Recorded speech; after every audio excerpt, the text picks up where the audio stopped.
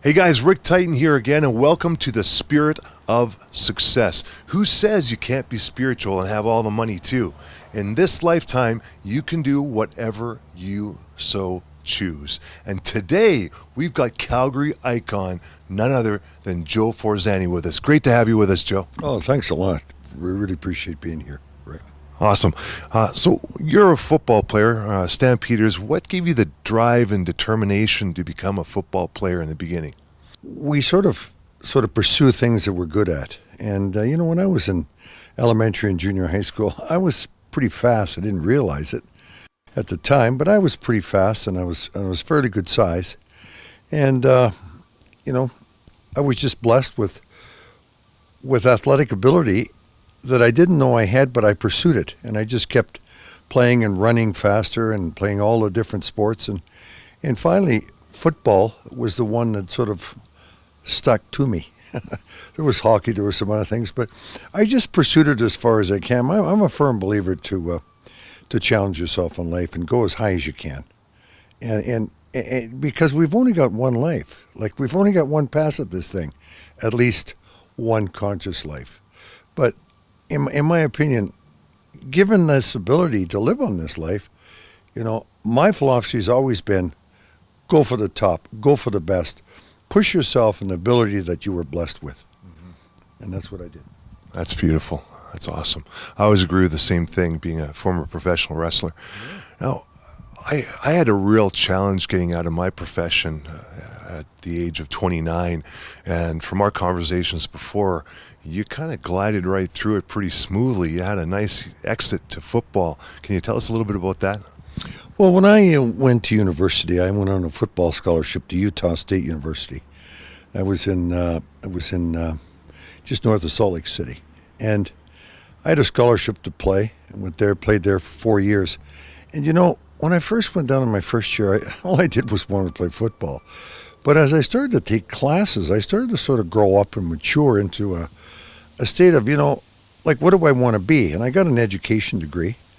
And I didn't think that was enough, so I came and I tried out with the Philadelphia Eagles. Didn't make it, went and played in Canada for 10 years. But I wanted more education, so I went back and got a master's degree in psychology, of all things. That's something that you've been looking at, I know. And sort of from there, I started teaching school, and I tried the oil and gas business. And I sort of got prepared for when I was going to leave football. So it was just like moving from one job to another. It was kind of a lateral move for me. And it never really bothered me. The greatest thing is that, with all these brain injuries and everything else that's going on physically in the game today, it's a good thing that I sort of moved on and challenged myself in other areas. And so the transition, I prepared myself. I consciously prepared myself with taking courses, with other interests that I started to read about. I took night school courses. I did whatever I needed to do to expand my horizon in something other than football, and it worked out really good, really good. Yeah, you're very fortunate that way, and of course intelligent that way. Now, after football, what stirred you and your brothers to create this phenom of success in the sport check stores? Well, that's a good point. It was my brother John that was responsible for the idea and the sort of enthusiastic execution of Forzani's locker room. That was our first name when we started off. But John had this idea. He went to Utah. By the way, my two brothers followed me to Utah State. My brother John came down and got a football scholarship 2 years after I did. And my brother Tommy followed me to Utah State 3 years after I did. So we all went to Utah State, and we all came back and played for the Stampeders. Well, my brother John was really focused on sort of getting it to be an entrepreneur in the sporting goods business. And he followed a friend of his, Phil Olson. Remember Merlin Olson, Little House on the Prairie? Yeah. Big guy, played for the Los Angeles Rams. His brother Phil was my brother John's good friend. John went to visit him in L.A. and saw this new footwear phenomenon store called a Foot Locker start up back in the mid-'70s. And he brought that concept back to us. He said, you know what, Joe? He said, we should open up a store called Forzani's Locker Room, because the three of us are playing for the Stampeders. That's when Tommy came back, when we were all playing for the Stampeders. And he said, you know what? People know the name. People can sort of deal with some familiarity, some sort of honesty. We've got credibility playing with the Stampeders. Why don't we do that? So there's another gentleman that we played with, Basil Bark, a really good friend of mine today. We all sort of pooled small amounts, just $10,000 each. Mm-hmm. And my dad built the store, and we opened up our first athletic footwear store. Forzani's Locker Room was on 17th Avenue, right across the street from Western Canada High School. It's now sort of a dry cleaner, whatever else there. But, you know, as I drive by, there's never a time that I don't look back. Any time that you make a conscious decision to try something new, there's a positive side and there's a negative side, you know. And we can dwell on the negative side till the cows come home. But, you know, that's really not what motivates you.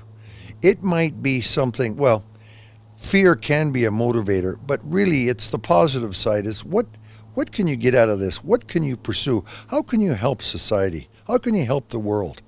And don't be afraid to pursue those avenues.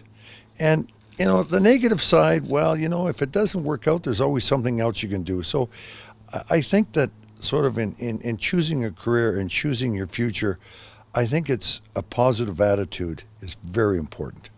Joe, tell us about the legacy of the Forzani family.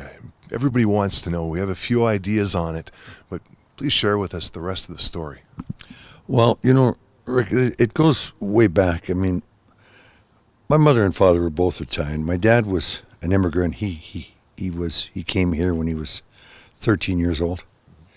And my mother was actually born here, first generation Italian. And they lived in Bridgeland, Riverside, and they met there, and courted there, and had 3 boys. But you know, when I was raised, I mean, my dad was like, we were poor. My dad was an entrepreneur. Actually, he bought a service station, but he worked in box factories. He had a grade 3 or grade 4 education. I mean, 13 years old, they didn't have ESL at that time, so they put him in the grade 1. I mean, how'd you like to be 13 years old in grade 1? You know, and obviously kids laughed at him, and, you know, he went the next year till he was 14, and he got a little bit of English, and he went out in the work world, and he started working. Like I said, he worked in box factories. He worked, you know, janitorial work, hard labor, cement, you know. I mean, he came up the real hard way, and when he bought the service station, it was a White Rose service station. He owned it for about 40 years. And I was very young when he owned that. I mean, Rick, he taught himself mechanics and paint and body work and whatever the electrical basis for a car. He taught himself that. He couldn't read or write. He couldn't read or write.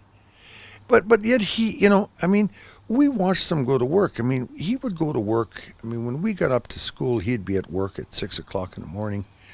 I mean, when we came home, we'd never eat with him. He'd always come in at 8:30. He'd always be dirty, you know. But, you know, he and his brother just worked, you know, morning, noon, and night. And we used to go up there and try to help him, you know, by pumping gas, cash jockeys, or, you know, trying to hand him tools or whatever. So my dad was a real handyman. But, man, did we ever learn a lot from him about how he did things, what his attitude was? He used to always tell us things like to be really close as brothers. You know, that was our philosophy.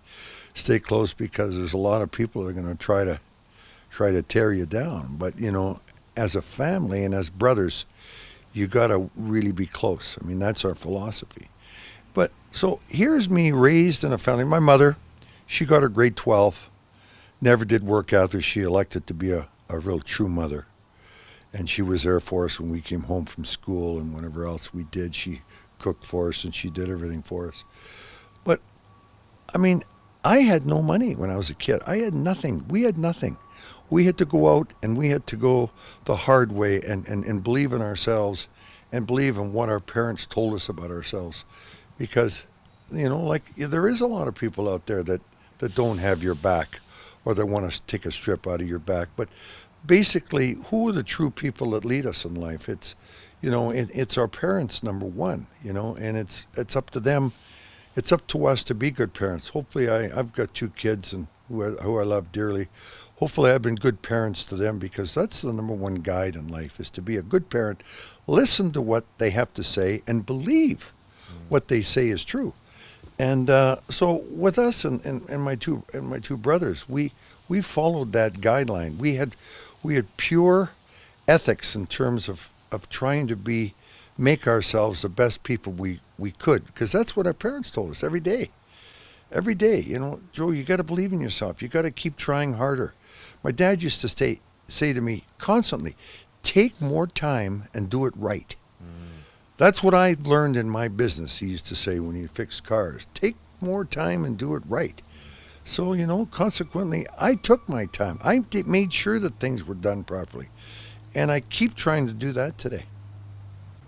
Mr. Forzani, can you tell me where your life is heading right now? I mean, I know a lot of people are thinking about retirement and things like that, but you're still just such a go-getter. What do you have in front of you right now? Well, that's a good question. I just finally sort of put everything aside, and I'm what they might call sort of fully retired. And when I say fully retired, I mean from a job. Retirement for me is being retired from a job that has stress. Since I sort of packed in the sort of routine of 9 to 5 work, is to carry on in my life without stress. I want to leave that alone. And so now my whole life is giving back, and it's learning new and different things. It's working with my kids, and trying to make sure that they're on the road to success themselves. My daughter just got a job in the wine business in Kelowna. She works for a company called Noble Ridge, which is a very neat, nice winery there. But, she's so enthusiastic about her job. Rick, something that I've seen about people that are enthusiastic, you can see it. Mm-hmm. You can actually see the way she talks. Like when I normally used to talk to her, I'm on the phone for 2 to 5 minutes, how are things going? I'm asking her. Now I'm on the phone for an hour, and she's educating me about the wine business, and I can't get her off the phone. So my point is, if you're employed today, look for enthusiastic people. It's evident. They like to talk. They're always smiling. They're just basically good people. Look somebody in the eye, and you can see a lot of personality about them. So my thing today is to go along and learn as much as I can. I love to travel. I help some entrepreneurs in their businesses where I can, and I don't like to charge, because I feel like I'm giving back. Whatever I've learned, I'm giving back for other people to sort of carry on in the same way. That way I don't have any stress, and I like to see them grow and see them do. Rick, I just got back from Ecuador. I spent all of July in Ecuador. I was on a 2-week mission. I've never been on a Christian mission.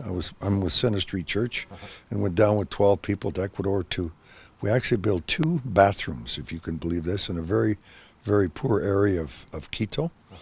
And I've never done that before. I've always read about people sort of building houses and building whatever for the poor, and I finally did it, and it was extremely hard work, but I loved it. I really felt like I was contributing. It's amazing how many spiritual people travel through all these underprivileged countries and actually help out the way they do. It's amazing. I learned a lot there. I then went to the Galapagos Islands, and I took an 8-day cruise around the equator.